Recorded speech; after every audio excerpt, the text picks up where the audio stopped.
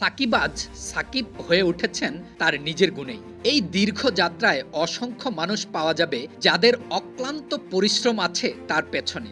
তবে এমন প্রচেষ্টা দলের সবার জন্যই থাকে। যারা নিজেদের সামর্থ্য বুঝতে পেরে নিজেকে নিয়ে কাজ করেন তারাই অর্জন করেন এমন ঈর্ষণীয় ফলাফল, যা দেখে কেউ অবাক হয়, কেউ বা বাক্রুদ্ধ, কেউ বুঝে উঠতে পারে না কিভাবে এমন ফিরে আসা বারবার। জীবনে যতবার খারাপ সময় এসেছে ঠিক ততবার রাজকীয় প্রত্যাবর্তন। পৃথিবীতে আর কজন ক্রিকেটারের আছে সেই ইতিহাস না ঘেটে সদ্য এবং তরতাজা এক গল্পই বলা যেতে পারে। সাকিব যখন ব্যাটে বলে মাঠে পারফর্ম করছিলেন ঠিক তখনই তার জাতীয় দলের দীর্ঘদিনের সতীর্থ রুবেল হোসেন এক ফেসবুক পোস্টে বলেন, সচিন টেন্ডুলকার একবার বলেছিলেন একজন সাকিব 10,000 বছর পর পর জন্ম নেয়। এ কথা উল্লেখ করে রুবেল বলেন, বাংলাদেশ ক্রিকেট আপনাকে অনেক মিস করছে ভাই। দুবাই ক্যাপিটালস শেষ মুহূর্তে কেশব মহারাজকে হারিয়ে বিপদে পড়ে কি সাকিবের কপাল খুলেছে, নাকি ক্যাপিটালসের এমন গল্প হতে পারে? গ্লোবাল সুপার লিগে নিজেদের প্রথম ম্যাচে সাকিব যেভাবে পারফর্ম করেছেন তাতে বলাই যায় মহারাজের ইনজুরি ক্যাপিটালসের জন্য শাপে বর হয়েছে।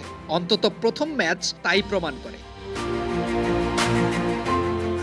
1.5 মাস পর প্রতিযোগিতামূলক ম্যাচ খেলতে নেমে 37 বলে 58 রানে অপরাজিত থেকেই আভাস দিয়েছিলেন আজ সাকিবের দিন।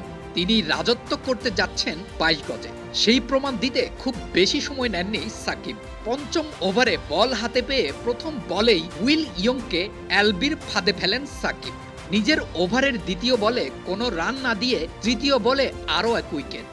কোনো রান না দিয়েই যখন 2 উইকেট তুলে নিলেন তখনই বোঝা গিয়েছে ব্যাটে বলে তিনি সেরা হতে যাচ্ছেন আজ। সাকিবের অলরাউন্ড নৈপুণ্যের দিনে 4 উইকেট নিয়ে ম্যাচ সেরা হয়েছেন বাংলাদেশের আরও এক বোলার। খালেদের পেস আগ্রাসনে গ্লোবাল সুপার লিগের দ্বিতীয় ম্যাচে জয় পায় রংপুর রাইডার্স। একটা সময় মনে হয়েছিল 162 রান তাড়া করে জয় তুলে নেবেন গায়ানা অ্যামাজন ওয়ারিয়র্স। তবে খালেদের অসাধারণ বোলিংয়ে দ্রুত 4 উইকেট হারিয়ে বিপদে পড়ে দল। 20তম ওভারে ওমর জাইয়ের প্রথম বলেই স্টাম্প উড়ে যায় ডেভিড ভিসার, যিনি টিকে থাকলে রংপুরের জয় ছিনিয়ে নিতেন চোখের সামনে থেকে।